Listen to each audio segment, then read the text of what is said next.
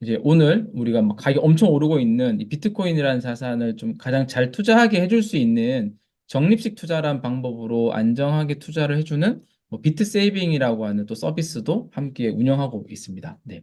네. 교수님 비트 세이빙 너무 잘 이용하고 있습니다. 네네. 저는 코인원 계좌 연결해가지고 네. 한 30에서 50만 원씩 계속 매수가 되더라고요.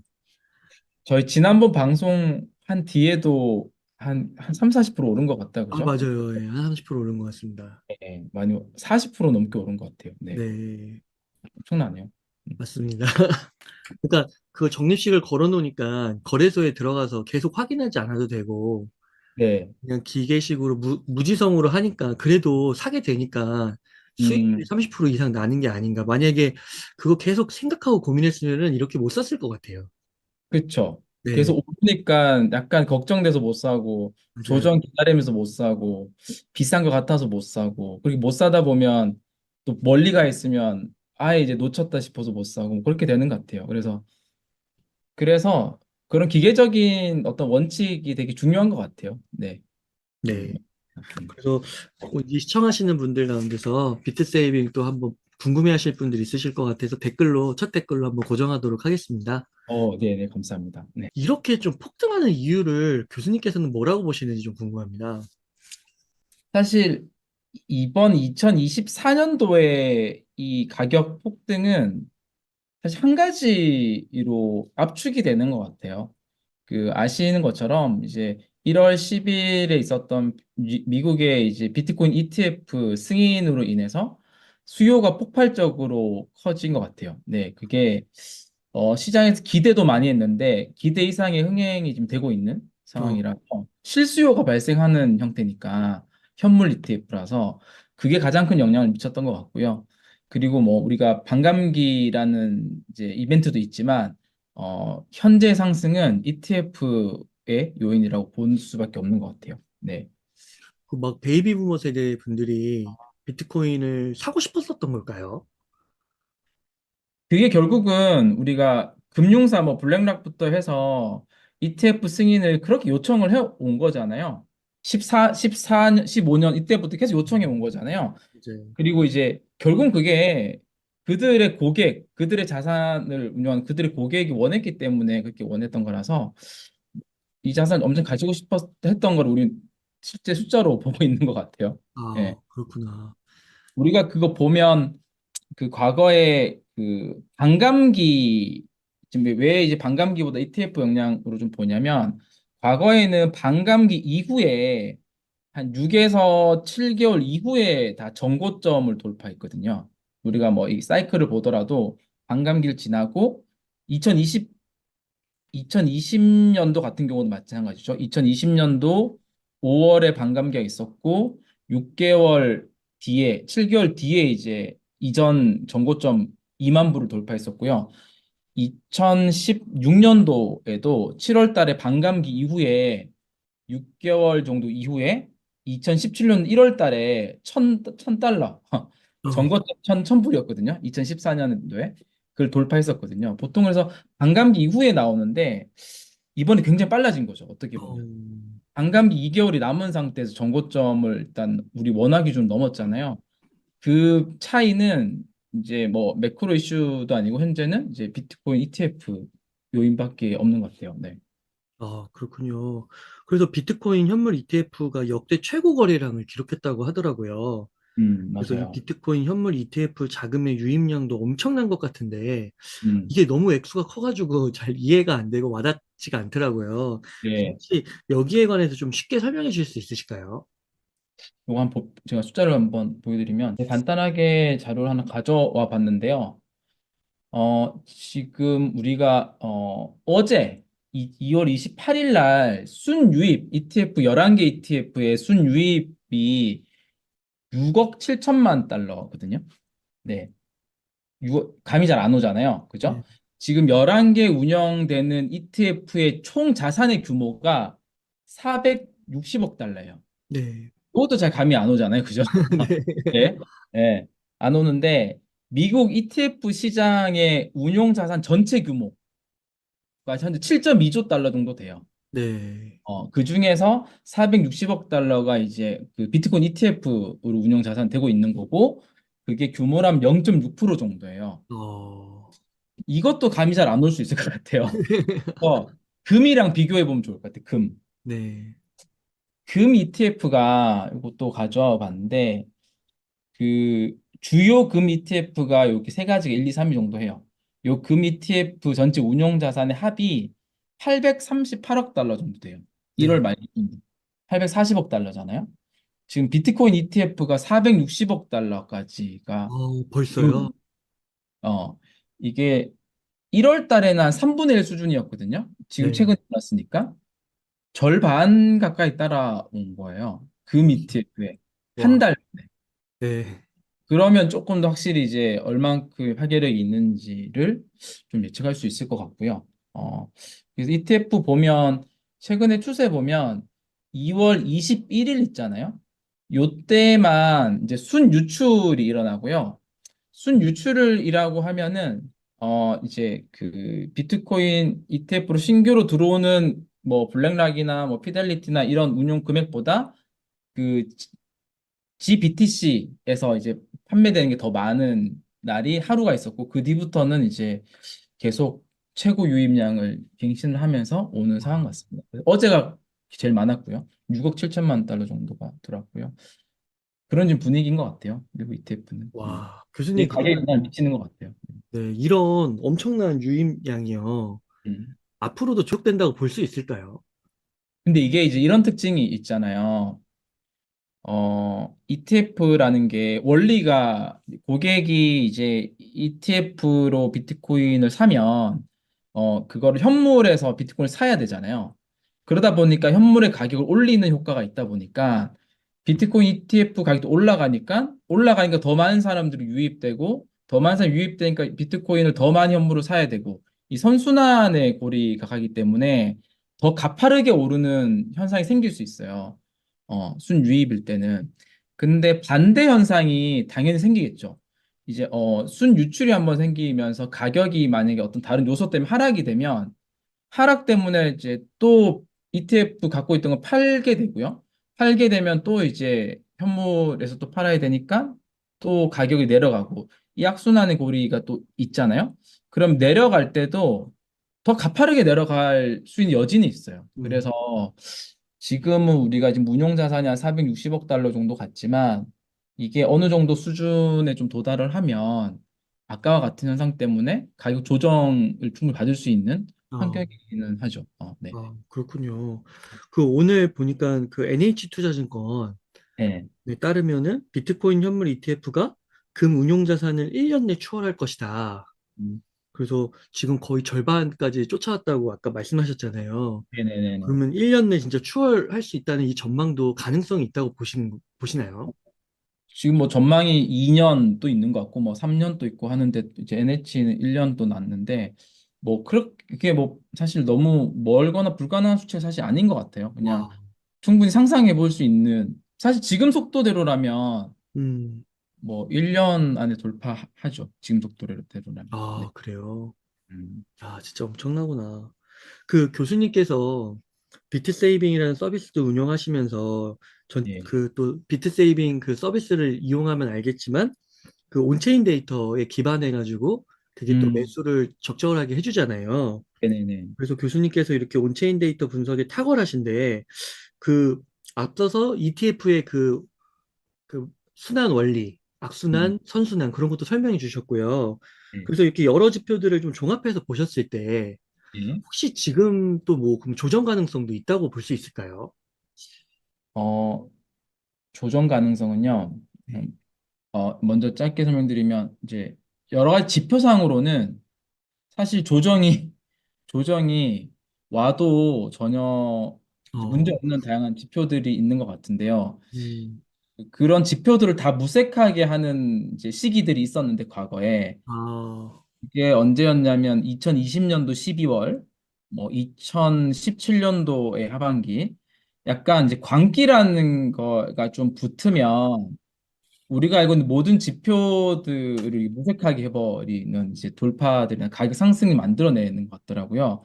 근데 그게 이전 고점을 넘었을 때 일어나는 현상이기도 해서 지금은 뭐 어떤 섣불리 지표로 인해서 이렇게 좀 너무 한다거나 이런 것들이 안 맞을 가능성이 좀 있긴 해요. 아, 하지만 그럼에도 불구하고 좀 볼 필요는 있겠죠? 네. 네. 수준을 좀 알면 좋으니까 현재 수준을 저는 이제 온체인 지표들이 굉장히 많잖아요. 그래서 뭐 진짜 어떤 분들은 이런 지표 저 지표 다 쓰는데 사실 가장 심플하고 확실한 한두 개 지표만 이렇게 지속적으로 보는 것도 되게 좋거든요. 네. 너무 지표를 많이 보다 보면 헷갈려요. 그래서 가장 그래도 이제 MVRV라고 하는 지표가 가장 이제 시간적으로 많이 검증된 지표인데 이 MVRV라고 하면 되게 어려워 보이긴 하지만 아주 쉽게 얘기하면 현재 비트코인을 보유하고 있는 사람들이 어느 정도의 수익을 내고 있냐 이 의미거든요. 그래서 MVRV가 만약에 1이다라고 하면 다 본전인 거예요. 음, MVRV가 2다라고 하면 다 두 배의 수익을 내고 있는 거고요. MVRV가 이제 3이다라고 하면 모두 3배 정도의 수익을 내고 있다는 의미입니다. 근데 그게 이제 가능은 하죠. 이 비트코인 특성상 파악하는 것이. 그리고 0.5란 건 다 50% 손해를 보고 있다는 얘기인데요. 자, 그 현재 MVRV 지표가 어느 정도냐? 여기 보시면 이제 2.6 정도예요. 여기 오늘이 어, 2.59거든요. 그러니까 이거를 다르게 표현하면은 한 2.6배 정도의 다 이익을 내고 있다. 이건데요. 이 MVRV 지표가 좀 의미하는 것 중에 과거의 데이터를 조금 보면 한 3.7 또는 3 정도만 넘어가면 과거 기준으로 한 3.7이 넘었을 때는 거의 고점이었다라는 또 이런 이제 과거의 데이터도 있긴 합니다. 어, 근데 2.6이라는 지표가 좀 가리키는 의미를 좀 한번 생각해 보면 좋을 것 같은데요. 2.6을 가리켰던 지점이 언제였냐면, 음, 그, 이게 하락장에서 2.6은 큰 의미가 없어요. 하락장에서 이제 지나가는 이제 자리고요. 우리가 보통 이제 하락장 이제 바닥을 지나고 나서 상승장으로 가는 이제 이 시기에서 2.6이라는 지표는 여기 2021년도 2020년도 12월 혹시 기억을 하실런지 모르겠지만 요 지점이 이제 한 3년 만에 이제 비트코인이 전 고점 2만 불을 넘어서서 한 3개월 만에 3배 정도 가격이 갔던 요 시기의 초입 부분이거든요. 그러니까 굉장히 가파르게 오르던 상태에서 2.6입니다. 이때가 우리가 말한 포모가 가장 많이 생길 때긴 해요. 아, 안 사면 안 될 것 같고 막. 근데 안 사면 안 될 것 같고 앞으로도 일단 기본적으로 더 오를 것 같고 충분히. 예, 이런 심리가 생기는 이때거든요. 그리고 2017년도도 마찬가지 여기 제가 표시해 놓은 요 지점이거든요. 여기 빨간색 동그라미였는데 요때도 2017년도 초반에 이제 거의 가파르게 상승할 때 요 지점이라서 이때도 마찬가지 그런 포모가 가장 많이 오는 시기이긴 합니다. 그리고 2021년도의 하반기 때 이제 한 8월, 9월 요쯤 요때도 이제 2.6 정도. 그래서 2.6 정도 지난 시기 이후에 보통 한 이제 몇 개월 정도, 한 4개월, 5개월 정도 뒤가 되게 이제 단기 거의 고점 정도가 왔었어요. 그러니까 되게 어, 가파르게 상승을 한 거죠. 그래서 2021년도도 보면 2020년도에 2.6이 지난 다음에 12월에 거의 2021년도 3월 달에 이제 거의 고점을 찍었었거든요. 그러니까 그 뒤에 굉장히 가파르게 오르지만 그게 기간이 길지 않다. 그래서 2.6 정도 된 지금의 시기를 이제 그런 약간의 시기를 좀 보면은 좀 참고가 될 것 같고요. 교수님, 저거 질문이 있는데요. 네네. 그 아까 앞서서 2021년도에 막 급하게 이제 저렇게 오를 때 2.6 지나갈 때, 네네. 저 때는 그러면 조정이 거의 없는 건가요? 이게 근데요, 지금 예를 들어서 우리 2019년도 보면 여기 네. 하반기 때 7월 달에 요때는 2.6이라고 하는 지점을 맞고 조정이 왔었어요. 네, 여기 보면은 이제 조정이 왔었고 이때는 근데 이제 완전 바닥을 지나고 나서 이제 회복하던 좀 시기였거든요. 근데 그때랑 지금의 2.6은 좀 시기상으로 다른 것 같아요. 지금의 2.6은 어디랑 더 맞냐면 아까 방금 얘기하셨던 2020년도 12월 전고점 넘어갈 때 이때랑 더 맞는 것 같거든요. 그래서 이때는 그 전고점 지나고 나서 조정 없이 바로 3월까지 매월 2배씩 상승했었어요. 와, 그렇구나. 무섭게 상승했었던 시기이긴 해요. 그래서 음, 왜 그런 거 있잖아요. 보통 전 고점이 어떤 또 의미냐면 그 사람들이 가장 많이 매수하던 시기가 이 상투 잡는 시기가 가장 많이 매수하거든요, 개인들은. 그럼 네. 그 상투 잡았던 이제 개인들이 본전을 회복하는 시기라고 볼 수 있잖아요. 전고점에 도달했다는 얘기는 3년 만에 전고점에 왔는데, 근데 그 본전에 보통 다 매도를 많이를 하는 이제 또 실수를 많이 하기도 하거든요. 그래서 그 어떻게 보면 정고점이 넘을 때는 좀 성급하게 매도를 하는 거는 크게 좋은 전략은 아니었던 것 같아요. 비트코인에 있어서는. 네. 조금 더 이제 인내를 가지고 뒤에 기다리는 좀 면이, 왜냐하면 확률적으로 봤을 때 좀 기다려서 훨씬 더 큰 알파를 먹는 게 살짝 조정을 받는 그거보다는 이제 얻을 수 있는 수익의 크기가 크다 보니까, 그래서 지금 굉장히 가파르게 오른 것 같지만 물론 요 시점에 조정을 받을 수도 있긴 하지만 급하게 이제 매도를 하는 것은 좀 과거 이 기준으로 봤을 때는 그렇게 좋은 전략은 아닐 수 있다라는 이제 좀 생각이 좀 들긴 합니다. 네. 보통 막 이렇게 연속으로 며칠 동안 상승하면, 음, 아, 뭐 이쯤이면 조정 한번 나올 거야. 뭐 이런 말들을 좀 쉽게 쉽게 하잖아요. 그렇죠, 그렇죠. 네네. 근데 진짜 그 어느 정도 광기의 그런 기간에 들어서면 그런 말이 무색할 정도로 장기간에 걸쳐서 계속 올라가는 그런 것도 나타날 수 있다는 거군요. 특히 이제 비트코인이라는 자산이 그 암호화폐도 마찬가지지만 그 추세성이 굉장히 강한 자산이, 어떤 자산에 비해서 한 번 이렇게 추세라고 하는 이 방향을 타 상승하기 시작하면 좀 상상 이상으로 많이 올라가기도 하고 많이 떨어지기도 하는 자산이라서 그 추세를 받을 때 조금 이제 네, 너무 성급하게 매도하는 거는 좋지는 않은 것 같아요. 네. 교수님 혹시 그리고 또 MVRB 아까 3 정도부터가 고점이라고 하셨잖아요. 과거에는 3.7 정도였고요. 근데 네. 그 지점들이 계속 이제 좀 내려오고 있긴 해요. 어, 3.5, 뭐, 혹시 그때 뭐 MVRV가 3일 때 그 비트코인의 가격 이런 것도 계산해서 나올 수가 있나요? 그쵸. 그 이제 그 지금 수준에서의 3일 때가 이제 예상된 가격이 나오는 거고요. 네. MVRV 3이라고 해서 과거도 다 같은 가격은 아니겠죠? 네. 그죠. 그래서 지금 시기에 3 정도가 되면 나올 수 있는 가격대가 기억으로는 정확하지 않은 것 같아요. 해봐야 될 것 같아요. 네. 해보지 않았어요. 2억은 어, 넘을까요? 2억이 1억 중반 정도였던 것 같아요. 아, 그리고 이게 왜냐면은 그 완만하게 오르면은 이제 이게 수익에 대한 비중이잖아요. 뭐 약간 살짝 조정하고 완만하게 오르면은 완만히 오른 거랑 지금 이제 되게 가파르게 오를 때는 MVR 지표도 가파르게 올라가기 때문에 이게 뭐 정확하지는 않지만 뭐 대략적인 예상가 정도는 나올 수 있을 것 같아요. 그게 아마 1억 중반대였던 것 같아요. 제 기억으로는. 네. 네. 2억까지는 안 갔던 것 같아요. 3은. 네. 네. 감사합니다. 그리고 이제 네. 하나가 이제 그 SOPR이라는 지표가 아까 얘기했던 단기적으로 하는 걸 보기 좋은 지표거든요. 이제 SOPR이 MVRB랑 거의 같은 개념인데 이제 저희가 단기 보유자라고 해서 이제 한 150일 미만 정도의 비트코인을 보유하고 있는 유저들이 얼만큼의 수익을 내고 있는지 어, 지표인데요. 이 지표는 어떻게 보면 MVRB는 아주 그냥 좀 중기적인 시점에서의 시기를 파악하기 좋고, 이 SOPR은 좀 단기적인 조정이나 상승을 판단하기 좋은데요. 1.02라고 하는 요 지점이 늘 그 단기적인 가격의 조정을 줬던 그 위치이긴 했었어요. 그러니까 단기적으로 과열이 됐을 때 한 1.02 정도 지점에서는 어떤 단기 하락들을 보이는 거죠. 조정을 하거나. 그래서 여기 보시면은 꽤 높은 확률로 그렇게 돼요. 그러니까 뭐 2023년도 초 여기 지금 표시해 놓은 데 있잖아요. 네. 요 지점들이 다 1.02 지점이거든요. 소폭 하락식이 다 뒤에 있는 지점들이에요. 네. 단기적으로.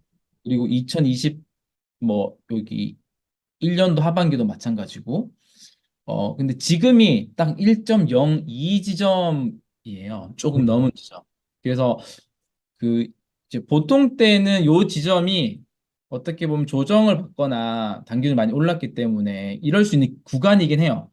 근데 요게 전혀 무색하게 안 먹혔던 이제 그 시기가 여기 보시면 전고점을 넘어서 광기가 붙을 때 있잖아요. 2020년도 하반기.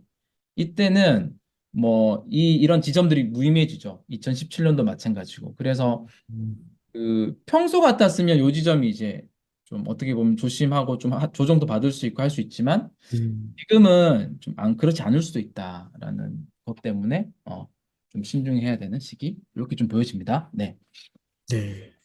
아, 그럼 교수님, 이렇게 진짜 그 지표를 보여주셨고, 그 지표가 나타내는 수치를 갖고, 지금이 광기에 좀 들어가는 시기냐 아니냐에 따라서 이게 조정이냐 아니면 또 상승이냐 그런 게 또 판단이 좀 어려울 것 같은데, 지금 좀 진입하시려는 분이 계신 거예요. 예를 들면은, 맞아요. 비트코인을 많이 갖고 있지 못하시고, 아직 못 사신 분들도 있고, 뭐 네네. 이런 분들이 근데 이제 좀 마음의 결심을 했는데, 갑자기 며칠 안에 또 이렇게 급등을 해버리니까 또 고민이 되는 거죠. 이런 분들에게 좀 조언을 주신다면 어떻게 접근을 하면 좋을까요?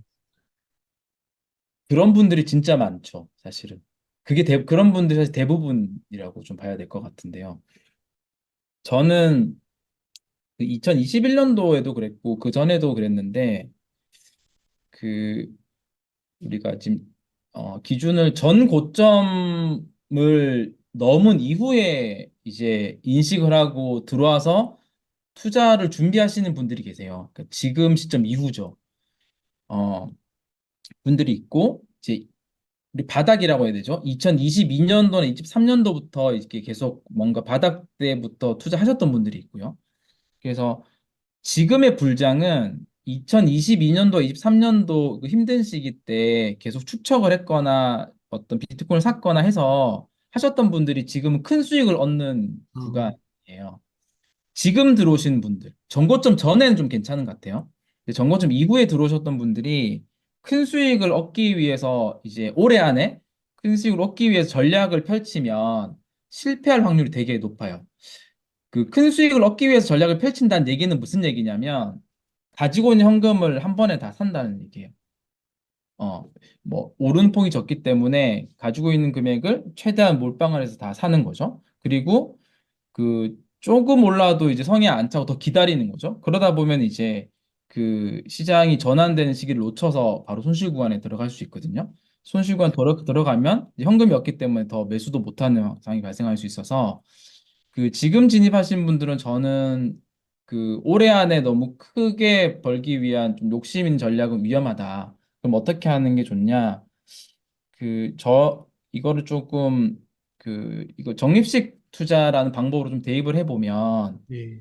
그 돈을 투자금이 있다면 이걸 좀 나눠야 되는 것 같아요. 이게 뭐냐면은 비트코인은 이제 기본적으로 장기적으로 우상향하고 좋은 자산이기 때문에 그 일부 금액은 이게 절반 정도 일부 금액은 정말 이제 한 3년, 5년, 2년, 3년, 길게는 5년 정도를 보고 계속 축적하는 모델로 그냥 가는 거예요. 이 네. 자산은. 그리고 나머지 일부 자산은 조금 더 이제 낮은 수익률을 타겟으로 해서 이제 빠르게 이제 조금 어떻게 보면 일부 수익 보다람 좀 이제 현금화하고 현금을 계속 바꾸면서 이렇게 하는 전략을 취해야 되는 게 좋다고 봐요. 그러니까 돈의 성격을 좀 나눠서 좀 장기적으로 아예 가져갈 거랑 단기적으로 계속 이제 좀 낮은 수익률 회전할 거랑 어 요렇게 가는 게 이제 좀 안정적이기도 하고 이게 사실 조정받지 않고 완전히 또 계속 이게 상승할 수도 있잖아요. 왜냐면은 이게 과거와 같은 패턴을 계속 움직이지는 않을 수도 있기 때문에 또 ETF가 또 나오기도 했고 정말 예를 들어서 조정 안 받고 야금야금 꾸준히 계속 상승할 수도 있거든요. 그건 우리가 아무도 모른다고 전제를 해야 되고요. 이제 그런 시기를 또 대비했기 때문에 이제 장기적으로 가져가는 물량은 계속 꾸준히 오를 때에도 이제 어느 정도 수익 커버할 수 있고 그래서 이제 그런 전략.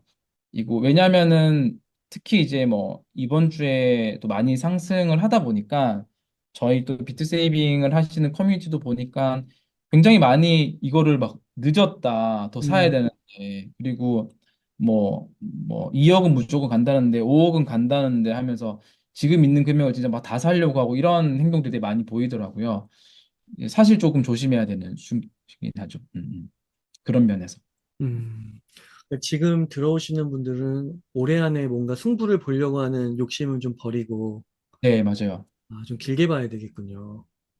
네, 맞습니다. 그래서, 네. 그걸 좀, 그래서 좀 길게 보는 운영하는 방법이 조금 자기 투자 자산을 좀 어느 구분을 해서 좀 장기적으로 가져가는 이제 전략과 어느 정도 이제 단기적으로 가져간 전략. 단기적으로 가져간 전략은 좀 수익률 목표도 좀 현실적으로 잡아서 가는 거죠. 네. 음. 그렇군요. 그러니까 교수님께서 지난번에 웅달 책방에 출연해 주셔가지고, 네. 적립식 매수 DCA 강조해 주셨는데, 참, 사실 그때만 샀어도, 계속 샀어도, 지금 수익률이 한 3, 40% 난 상태에서 계속 음, 또 매수해 갈 수 있을 텐데, 그 기간 진짜 얼마 안 되는 기간 같은데, 그걸 놓쳐가지고요. 한 맞아요, 3, 맞아요. 40%의 수익률이 날아갔네요. 그러면은 오늘 또 깨달았으면 이제 오늘부터 시작해야 되는데, 네. 이걸 또 미룰 수밖에 없는 게 또 인간의 한 측면인 것 같기도 하고. 이게 막 오르면 미루고 네. 싶잖아요. 네. 예. 근데 미루다 보면 또 희한하게 좀 조정이 안 오고 계속 또 가버리잖아요. 네. 희한하게 그렇잖아요. 맞아요. 그런 게 있어서 이거는 뭐 사람들마다 이제 투자하는 방식이 좀 다르긴 하잖아요. 근데 이제 제가 아는 뭐 적립 투자라는 방법도 그렇고, 근데 이게 대부분의 개인들한테 잘 맞다고 생각을 하거든요. 이제 이런 방법은 그냥 투자를 해야겠다라고 마음이 들었을 때요. 그냥 적립 투자는 시작하는 거예요. 소액을 넣고 시작을 하는 거거든요.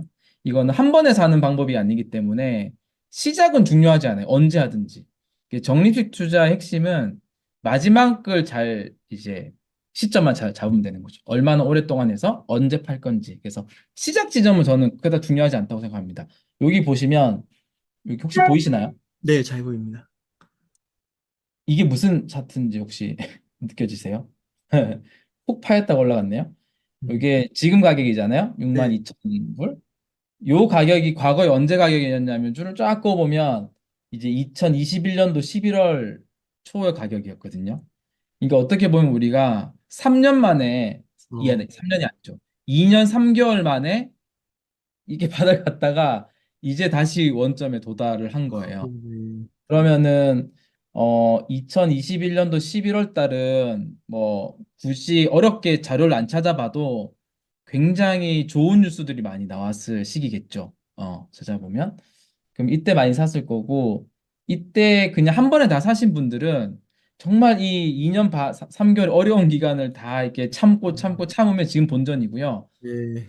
이때 그냥 누구한테 얘기 듣고 그냥 적립식 투자를 그냥 시작을 한 거예요. 수익부터. 그럼 이렇게 꾸준히 사잖아요. 그냥 기계적으로 꾸준히 사면 이제 이 수익률이 어, 122%네요. 네, 정말요? 오늘 원금에 도달했는데. 와, 근데 계속 오르고 내리고 롱 치고 숏 치고 맞춰서 수익률이 아니라 그냥 현물을 아무 생각 없이 기계적으로 그냥 꾸준히 스트레스 안 받고 어, 본업 열심히 하면서 본업에서 열심히 돈 벌면서 그 돈으로 사고 그렇게 하면 이 수익률 나오는 거거든요. 음, 그런 이제 조금 장점이 있는 것 같아요. 네. 그 고점에서 시작했어도 한 2년 3개월 이렇게 하니까 음. 2배 이상 났다는 거잖아요. 예, 원금도 아니고 그냥 122%면 2.3배잖아요. 네, 음, 2배 넘는 수치니까요. 네, 네. 그러니까요. 이게 말씀해주신 대로 일정 금액은 그냥 무지성으로 고민하지 말고, 네, 네, 그리고 또 비트 세이빙 보니까 예를 들어 내가 뭐 월에 50만 원을 사겠다 하면은 그거를 다, 한 번, 50만 원을 다 사는 게 아니라 온체인 같은 분석을 해서 적절하게 과열 구간일 때 조금 적게 사고, 맞아요. 그리고 이제 좀 과열이 아니고 공포의 구간이다 그러면 좀 많이 사고 그러는 것 같더라고요. 네, 그게 이제 이 대표적으로 MVRV 지표와 같은 지표들을 활용을 해서 이렇게 바닥일 때를 이제 많이 사주고요. 아주 고점일 때는 적게 사주는 컨셉인데요. 이게 한 2년 정도의 플랜을 할 때 가장 효과적인 형태이긴 해요. 음. 2년이요. 뭐, 이게 왜냐면은 이용해 보셔서 아시겠지만 이제 오늘 갑자기 오른다고 막 줄어들거나 내일 갑자기 떨어진다고 오르거나 그렇지 않거든요. 네. 약간 중기적으로 이제 배율을 좀 조절하기 때문에 예. 근데 이렇게가 되게 하면 효과가 되게 좋죠. 여기 보면은 이제 요때 바닥이잖아요. 1 미만일 때. 네. 이때는 당연히 지나서 보면 알겠지만 뭐 이때 많이 샀으면 수익률이 엄청 나거든요. 네. 근데 이거를 심리적으로 이때 다 절대 많이 못 사요. 못 사죠. 이때 돌아가 보면 뉴스 찾아보면 살 수가 없어요. 음, 그래서 막 옆에 사람 막 계속 픽픽 쓰러져 나가고 막 하니까. 근데 이거를 그냥 이런 기간을 맞춰서 자동적으로 많이 사주고 적게 사주고 하면 적립식 투자에 원래 좀 장점을 살리면서 좀 효과적인 투자를 할 수가 있죠. 그러면 저런 구간에선 비트 세이빙이 돌아가면은 뭐 두 배씩 사는 건가요? 1.5배? 막 이렇게? 그래서 우리가 지금 뭐 비트세이빙 예를 들어보면 네. 2022년도 4분기 때는 바닥이었잖아요. 근데 그 당시에는 바닥인지 몰라요, 사실은. 지나고 났더니 바닥인지 아는 건데 그 당시에 계속 두 배씩 샀어요.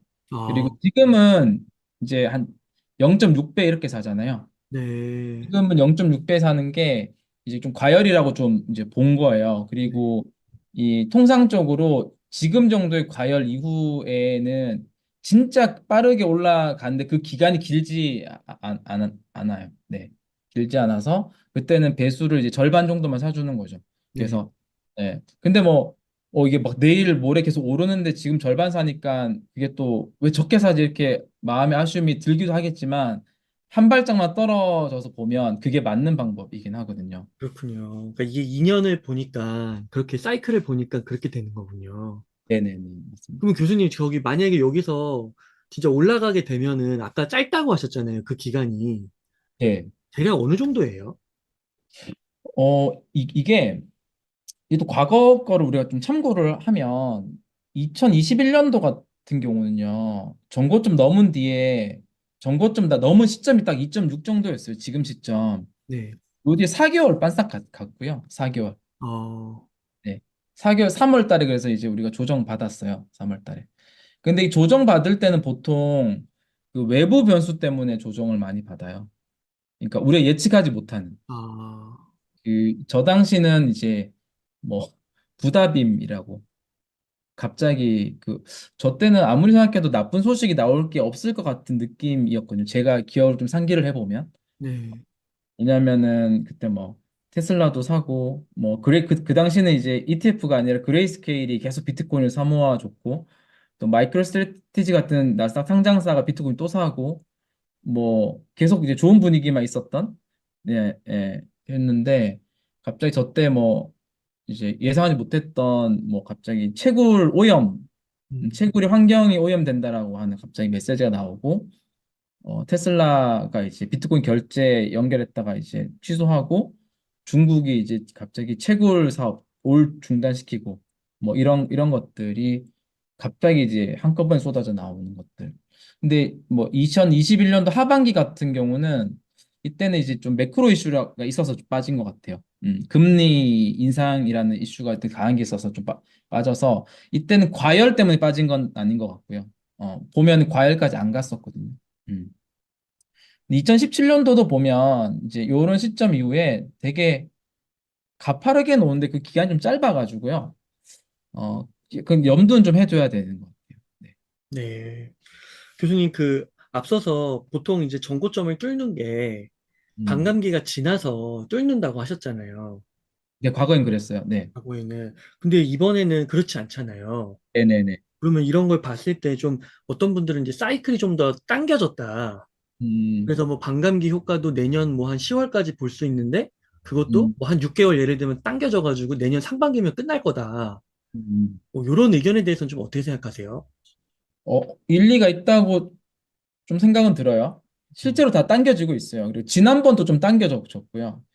아무래도 사람들이 좀 인식을 하니까 이 효과들이 빠르게 반영되는 것 같아요. 어, 본고점 2월 달에 넘을 걸로는 또, 그러니까 사람들이 좀 빨리 올 거라고 생각했는데 더 빨리 온 것 같아요.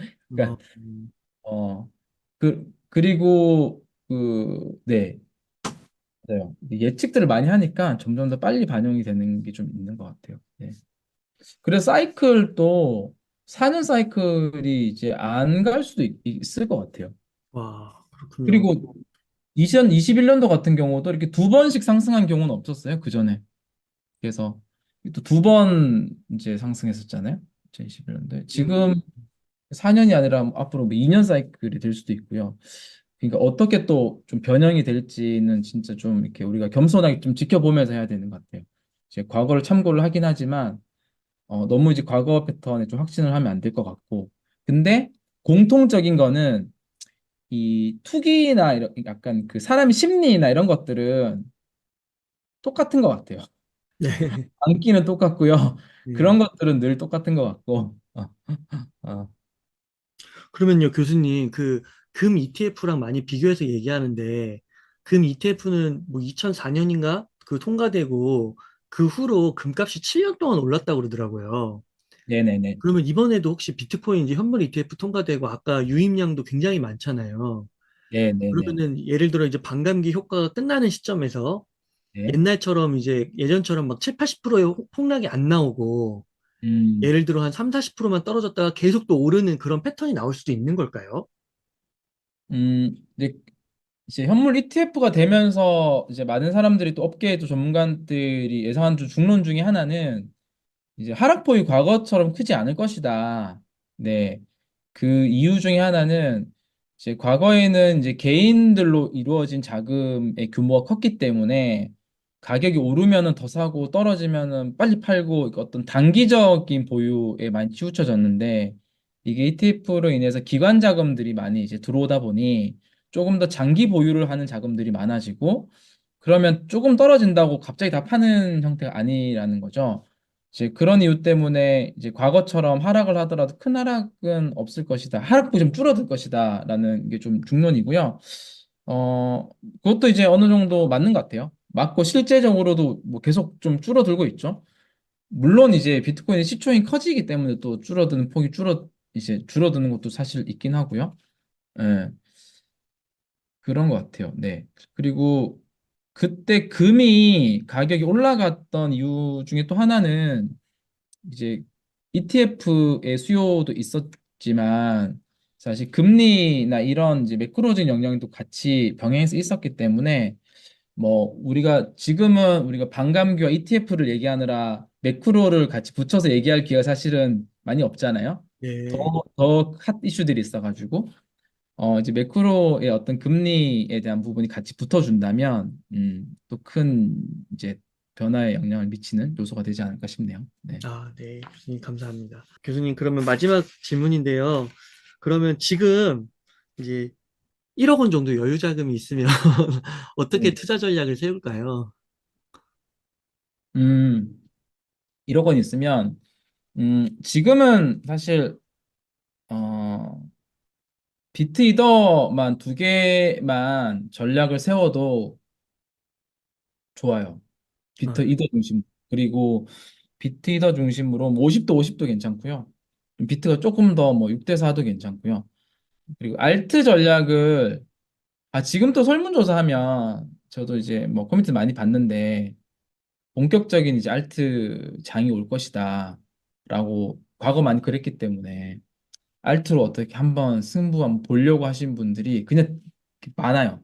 그게 그 사람이 더 많은 것 같아요.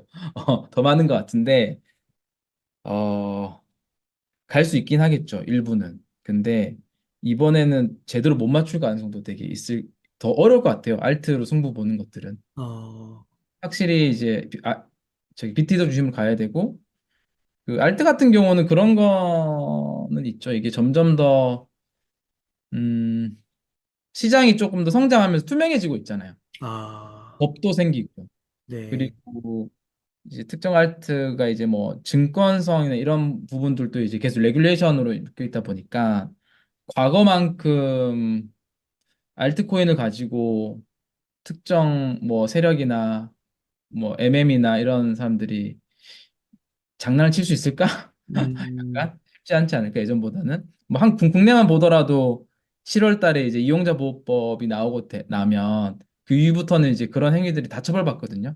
네, 과거만큼 쉽게 이제 뭐 이런 표현이 좀 그렇긴 합니다만 그런 코인들을 갖고 놀기가 힘든 거죠. 그래서 오히려 이제 비트코인과 이더리움 중심으로 전략을 짜도 충분히 괜찮은 퍼포먼스를 내는 이제 이니까 그렇게 보기 좋을 것 같아요. 네. 네. 아, 교수님 이렇게 늦은 시간까지 이렇게 어, 특집 방송 같은 격으로 정고점 돌파 기념으로 이렇게 귀한 말씀 해주셔서 감사드리고, 끝으로 저희 그러면 웅달책방 시청자분들을 위한 한 말씀 부탁드리겠습니다. 네, 그 웅달 책방 시청자분들이 특히 또 1비트코인 인증, 아, 1비트코인 모으기 하시는 분들이 많더라고요. 네. 근데 그거는 정말 좋은 전략 같아요. 그리고 잘 도전한 것 같고, 또 그런 것들 잘 또 웅달 책방 통해서 이렇게 잘 좋은 자산을 먼저 접할 수 있도록 알려준 것 같아서 너무 웅달 책방이 저는 너무 대단한 것 같아요. 그리고 웅달 책방에 이제 이걸 계속 보시는 구독자분들도 뭔가 비트코인에 대한 지식이 되게 높아지시는 것 같아요. 건전한 투자를 잘 접하고 있는 것 같아요. 그래서 그 올해 성투하시길 응원드립니다. 약간 이제 욕심을 좀 내려놓고 조금 덜 먹더라도 음. 좀 덜 먹더라도 이제 덜 잃는 것도 중요하니까요. 실패하지 않는 투자 잘 하시면 좋을 것 같다. 이렇게 말씀드리고 싶네요. 네. 그러니까 가격이 오르다 보니까 저희의 시야가 점점 더 좁아지는 것 같긴 한데, 맞아요. 좁아져요. 1년 안에 뭔가 막 표부를 봐야 될 것 같고. 그쵸, 그쵸. 네네네. 근데 사실 이번 네 번째 반감기 끝나고 다섯 번째 반감기도 있는 거잖아요. 그럼요, 그럼요. 또 그때까지로 좀 길게 보고 아까 말씀해주신 적립식으로 계속 모아간다면 그때 또 더 큰 금액으로 저희가 벌 수도 있는 거잖아요. 그쵸. 그렇게 해서 사실 이렇게 자산을 잃지 않는 게 되게 중요하잖아요. 잃지 않는 상태에서 굴려서 가면 다음 기회에 훨씬 더 큰 금액을 얻을 수 있는데 특히 암호화폐 시장은 그런 분들 진짜 많아요. 단기적으로는 뭐 몇십 배, 몇백 배를 벌었는데 이걸 못 지키는 경우가 많거든요. 그렇게 해서 자산이 다시 이제 거의 또 빠지면 거기서 다시 늘리는 거 너무 힘들어서 너무 큰 욕심만 좀 버리면 되게 좋은 투자 전략을 가지고 더 큰 돈을 벌 수 있긴 하니까 음, 그런 좀 약간 조금 약간 포모를 좀 없애고 좀 더 긴 시간으로 보고 올해 안에 너무 승부를 보시려고 이렇게 조바심 내지 않고 예, 그렇게만 하셔도 좋지 않을까라고 좀 생각이 듭니다. 예. 이렇게 정말 제가 또 최근에 비트코인 게스트분들 인터뷰를 많이 했는데요. 음, 참 교수님 지난번에도 인터뷰하고 이번에도 인터뷰하면서 느끼는 게 항상 이렇게 좀 시야를 더 길게 우리의 음, 인생 전체 우리가 인생을 뭐 50년, 100년 사는 거니까 1, 2년 사는 게 아니잖아요. 네, 맞아요. 네. 그래서 항상 좀 이렇게 길게 보고 그다음에 또 그 길게 보는 거에 있어서 딱 적합한 그 비트 세이빙이라는 서비스가 딱 이렇게 있으니까 너무 좋은 도구가요. 음, 그러니까 이게 참 매칭이 잘 되는 것 같아서 음. 저는 비트 세이빙 계속 좀 걸어놓고 네. 그거는 알아서 돌아가게 해놓고 이중 전략으로 더블 전략으로 아까 교수님께서 설명해 주신 대로 그런 거 한번 진행해 보면 되게 좋을 것 같다는 생각이 듭니다. 맞습니다. 더블 전략. 그래서 저희 유저들 중에서 네, 그냥 장기적으로 하는 것들은 이렇게 정식으로 하고요. 네. 본인은 바이낸스 가서 파생 상품 하고 막 그런 양쪽을 다 하는 거죠. 네. 한쪽이 안정되면 나머지 한쪽도 이렇게 잘 되니까 어, 그런 전략도 좋은 것 같습니다. 뭐 네, 적립 투자만 하는 것도 좋지만 개인 투자 성향에 따라서 일부는 또 이렇게 공격적으로 하는 거는 또 자기가 나름의 저거니까요. 네. 네. 아, 교수님 감사합니다. 그러면 네네. 오늘 인터뷰 한 이 정도에서 마무리하도록 하겠습니다. 네. 이렇게 해서 비트세이빙의 이장호 교수님을 모시고 이야기를 나눠봤습니다. 긴 시간 동안 유익한 사이트 많이 나눠주셔서 감사의 말씀드립니다. 오늘 고생 많으셨습니다. 네, 감사합니다.